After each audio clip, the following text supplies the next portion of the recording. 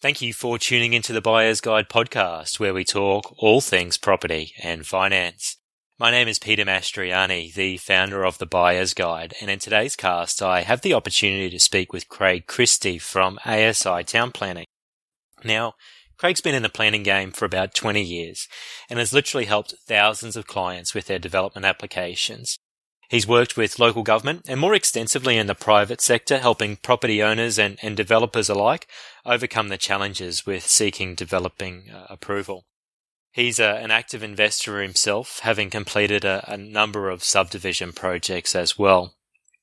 What I like about Craig is that he's actually a natural teacher, and he can take quite a complex issue and easily break it down, which is, I guess, the real basis of our conversation that we have on today's podcast. More on the fact that Craig probably gives me a good 101 on town planning. So, let's get to it.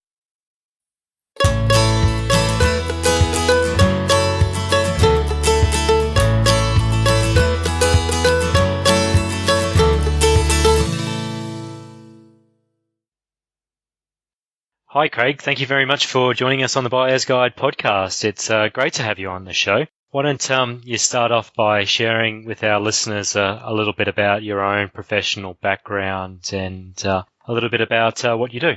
Yeah, brilliant. Thank you. Thanks for the invitation to be part of the podcast today as well. So a bit about myself. Born and raised Western Sydney. Got to that age where everyone expects you to do something with the rest of your life, having no idea what that was going to be. Yeah.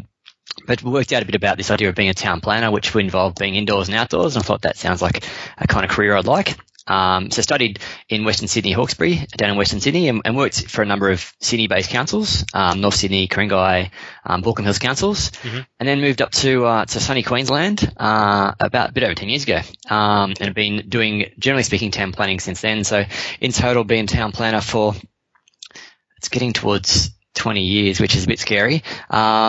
But in that time also done my own development as well of like subdivision projects, and use things like options and using joint venture partners. So not only as a town planner, but also I like to dabble in property myself and better understand how our clients. I think every time I've done a development project myself, it just helps me better understand our clients. Yeah, absolutely. At the moment, what are you seeing in the Brisbane marketplace in terms of developments that are coming through your books? Yeah, definitely. There's definitely the talk, and I think it's realistic talk about being an oversupply of units. Right. So what we're getting is generally inquiries. Subdivision has always been strong. I've never not known people to want to subdivide land, but also townhouse. Is there any good splitter box still available? There are and they're not. I'm not particularly personally looking for them, but I've got clients. I've got one particular client that keeps just throwing them at me. I think about 4 in the last month. I think it is. Oh wow! You've got a real knack for finding them then. I think it's more than just looking on realestate.com that a year though. He's very active, and he's doing a lot of projects in generally speaking in the same areas as well. So, okay. He obviously knows those areas well and has become probably well known by agents in that area. It's kind of like the go-to man for doing subdivisions, but also townhouse developments. I guess usually been strong, but just at the moment unit developments are kind of not very appealing, and the average mum and dad developer is probably going to get pushed out of the market by the bigger developers doing the bigger scale projects, because they're going to be able to bring a product to market much cheaper than they can. Yeah, sure. So I'm going to be a little bit cheeky. Sure. Like you, I do a little bit of development on the side, and I've got a small little subdivision. Yeah. That more recently has just got the DA approval on it. So maybe if I can give you a bit of background here, perhaps you could tell me what I've done right, what I've done wrong, maybe what I could do for the foreseeable future to actually make it work. Yeah. So great. I've held the property as a rental for more than 10 years now. Okay. And that's probably the first thing you've done right. The fact you've held it for 10 years means it's probably already worth a lot more than what you paid for it, which is great. Well, I think, yes, definitely. And I think if I was to actually have bought the property in today's market and tried to then get the DA through and do the development, I'm not sure if I would be making money on the project at this stage. And the reason for that is that the block wasn't a large block. It was around about 370 odd squares, but under the Brisbane City Code. It's 370 or 670? 670, I beg your pardon. Yeah, sorry. Under the Brisbane City Code, it's nearby some shops. So I've been able to do a small lot subdivision. It's on a corner block as well, and I wanted to have separate driveways off either street, and had originally got a transport engineer involved to draw up a little study for me there to see that it would be acceptable, and from his perspective it would have passed the grade. But once we submitted the application, the council originally knocked it on the head, and the reason for that is one of the roads is a fairly busy road, but under the classification, it falls under a suburban road, and a suburban road can be anywhere from 20 metres to 40 metres in width, and at the moment it's 17. So my town planner had a bit of an arm wrestle with the council there over the following months, and the outcome was that I have obtained the DA on it, but I've had to create a easement driveway off the quieter of the streets, and I've also had to make a 3-metre allowance to fall in line with a potential road widening, albeit that there's nothing actually earmarked in the neighbourhood plans for any future development. It's just the council taking an opportunity, in my perspective, to do some land banking. Okay. So now the blocks have come in at around about 260 odd squares a piece now. So they're not massive at all. Originally I was thinking about moving a house onto the block, but I don't know if I'm going to be able to find something that'll be fit for purpose. So I'm in a bit of a quandary at the moment. Okay. So did some things right, done a lot of things wrong. From an expert's perspective, what would you have suggested, Craig? I mean, it's a really good point. I think the first thing that I would share is that whether the project's successful or not successful can be based upon whether you've made a profit from the project. So everyone says to me, I've got a development site, will it be a good site? I'm like, well, I've got no idea. I can tell you what the planning rules are. I can tell you what you're going to be able to achieve. Yeah. But whether it's a good project or not, there's so many other factors, and then one of which is how profitable it's going to be. Yes. What the things that come to mind when you share that with me, another thing I remember when I was probably 20, 21 years old at North Sydney Council was this well-known developer in North Sydney spoke to me, and he says every developer makes mistakes. It's the developer that makes the smaller mistakes wins. So I think everyone's going to make mistakes. And I think being afraid of making mistakes probably means you'll never become a developer. Yeah. I think the task is then to try and de-risk yourself and de-risk projects, but by getting informed. Now, you've had it for 10 years, so you probably didn't buy it I don't know whether you bought it with the intention to subdivide or not, but under the old scheme. Not at the time, so it wouldn't have been a lot that would have been, that subdivision would have been applicable to it until, correct me if I'm wrong, about 2014 when they brought in the small lot code. Yep. Well, not so much a small lot code, but they changed the rules. So you wouldn't have been able to do a lot this small under the scheme prior to 2014. So that's the upside. So there's some great news, but obviously with the upside, there's some downside, and the downside is that Dawson Road is a suburban road. And council have got certain rules about that. I also checked it out because I was aware of this particular project. I checked out the trunk infrastructure that council's got it as identified as a trunk infrastructure road. That's another thing that can give it away. So there's a few things you can check even prior. Let's say you hadn't bought this property. I know it's a bit of a different situation. Yeah. But what would typically happen if you were about to buy this property? Someone like a town planner would check it out and bring to your attention some of these concerns. So it might be, hey, you're actually on a suburban route, and generally council won't allow extra driveways off suburban routes if there's an alternative position, but also you've got trunk infrastructure at the front of your property. So be aware that, and then, as far as being informed, you're like, right, okay, no, I'm not going to do this deal. I can't make money from this deal. Probably more than 50% of people I talk to, or probably way more than that, they walk away from projects because I give them information. Not that I want to stop them from doing projects, but what I want to stop them from doing is losing money. So with enough information, you can then make better decisions. And with yours, as you mentioned, if I just bought it now, I probably wouldn't have made money. So maybe you wouldn't have done it. Probably not. I don't think. No, I think looking at it now in terms of what my revised feasibility would be, I don't believe the project would be profitable. In which case, it sort of comes down to you now got a situation, and the question becomes now, what do I do now? Because it's changed your numbers, and you're saying, well, the good news is you've still got a site, and your approval, if it's got operational works, will be valid for 4 years. So the market itself might make this project more profitable in the next 4 years, not exactly the subdivision, or maybe not, I don't know. But you've got a lot of people would love to be in your shoes, because you're one of the few people that actually have the chance to create these smaller lots because of the proximity to the centres. So it's kind of, I'm not sure. I guess it comes back to your long-term objectives, but you're not in a bad spot yet. Obviously, these nasty surprises have come up throughout the process, which has kind of meant that the feasibility doesn't quite make, it's not the same numbers as what you maybe come up with in the first place. So for a DIY investor or a DIY developer, what would be, from a top-of-mind perspective, what would be some of the risk mitigation strategies that someone should apply while they're looking at a site?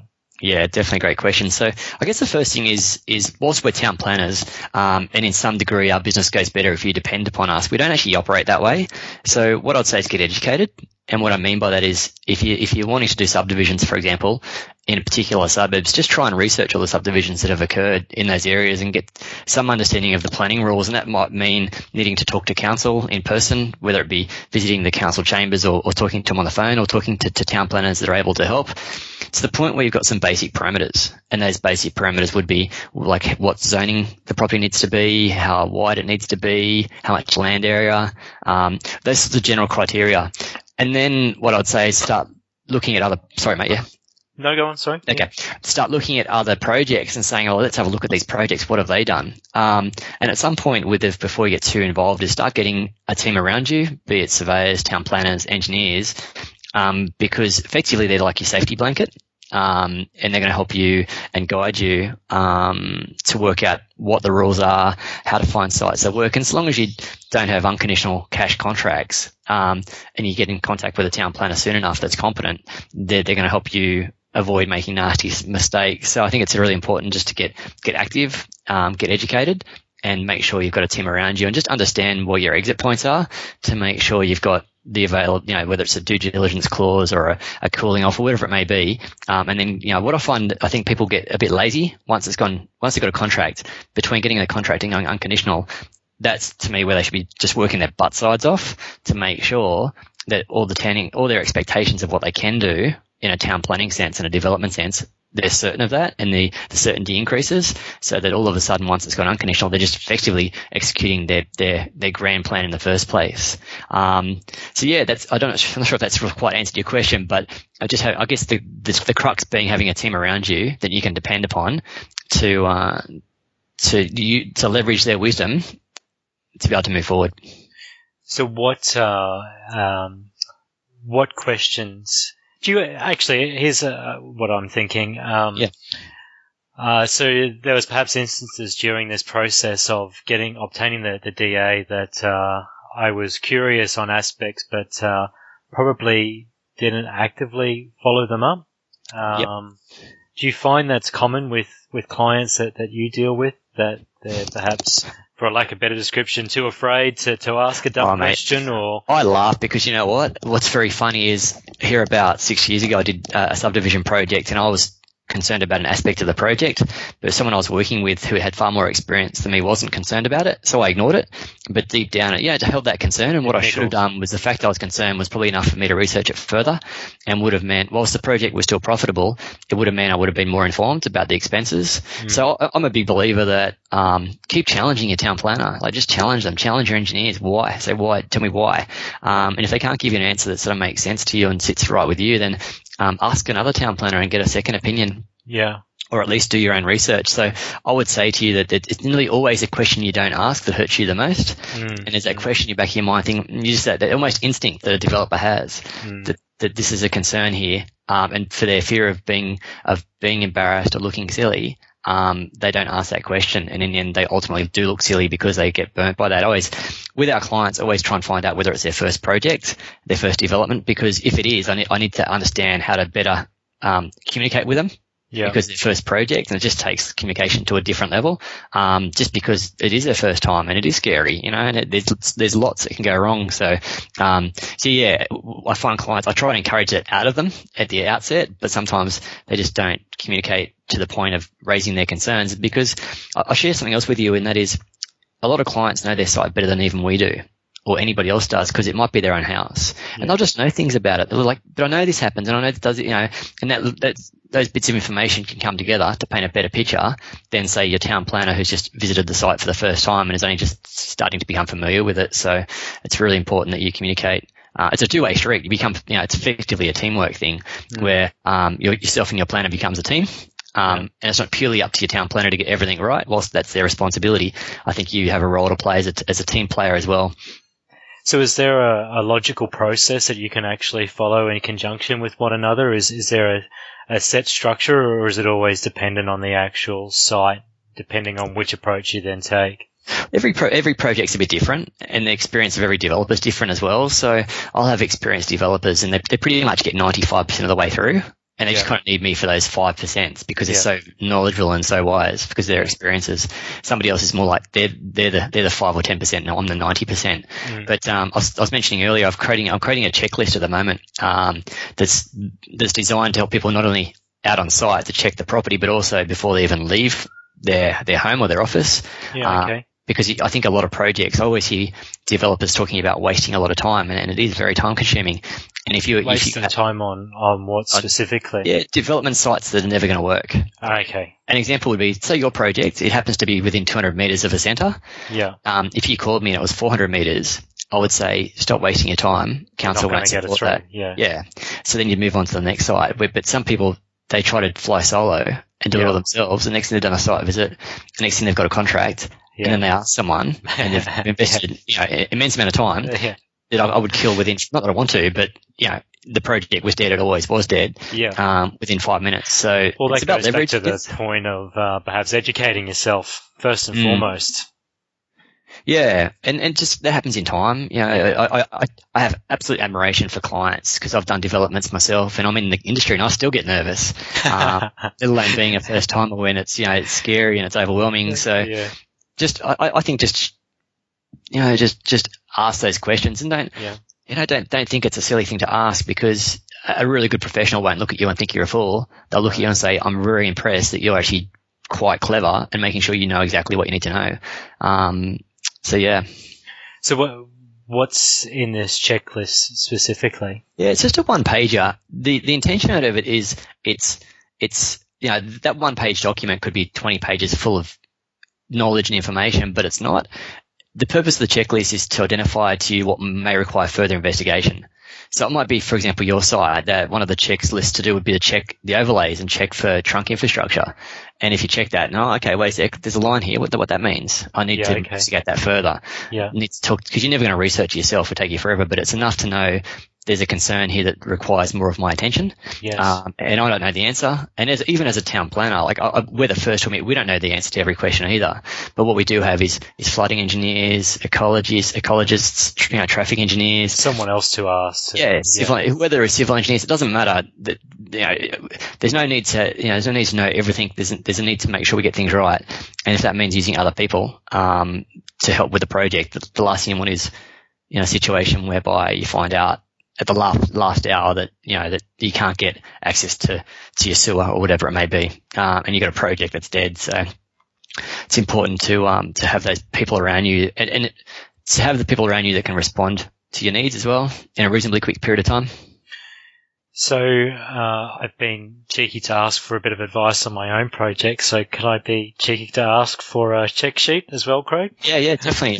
It's almost finished. I'm actually creating, not only is it a check sheet, but it's also some videos. Okay. On how to use the check sheet, because the check sheet in itself It's not enough, but the videos show people. I'm going to use Brisbane as a focus because that's where a lot of our work is. It can be applicable any council area anywhere in Australia, Sure. but this particular one's for Brisbane, and it's just like, okay, how do you check whether it's the right zoning? Do you check the boundary width? So you're more than welcome to have that. It's probably going to be finished within the next 1 to 2 weeks, which I'm pretty excited about. And I've just asked lots of people what would be the most valuable thing that you could have from a town planner, and the feedback they all told me would be it'd be great to have a checklist. Sure. To stop from making mistakes. So you're very welcome to it. I know there's lots of other DIY investors that do tune into the podcast here. So can I ask on their behalves as well, are you willing to share out that content as well, Craig? Absolutely, and that's what it's created for. We're a big believer in adding value. If we add enough value to people and we think they have such good experience with us, then hopefully at some point in time they'll choose us to do their town planning. But either way, it doesn't really matter. If less people are out there doing projects or making mistakes, then we've got a happier bunch of developers, and that's got to be a good thing. Great stuff. So how can someone get in contact with you directly then, Craig? The two probably the best things to do would be to visit our webpage. So it's www.asiplanning, for A for Apple, S for Sam, I for Igloo, planning.com.au, or you could call our office on 07 3555 8654. Or even finally, I'm more than happy to receive personal emails, and I can email those details. That's just Craig, CRAIG, at asiplanning.com.au. Oh, that'd be great. And I'm going to be sending you an email myself, Craig, so I can get my hands on one of those check sheets. That would be great. Thank you very much, Craig. Look, it's been great to have you on the show. I'm sure it'd be worthwhile having you back on so we can investigate some further case studies. But look, thanks for giving up your time and coming onto the show. Yeah, my pleasure. And even if one of your listeners has a property that we could do like a case study, we could do a real live case study of a project, and I think that could be valuable. But yeah, I'd love to help you out. I'm really glad we're here. We're doing some stuff together. Good stuff, Craig. Thanks again. Have a good day. You too. Thanks. Bye. So that concludes another episode of the Buyer's Guide podcast. And look, I've been lucky enough to actually have a sneak peek at the checklist. And for all budding DIY developers out there, look, I would really encourage you to get in touch with Craig and get your hands on one of those yourself. So look, thanks for tuning in.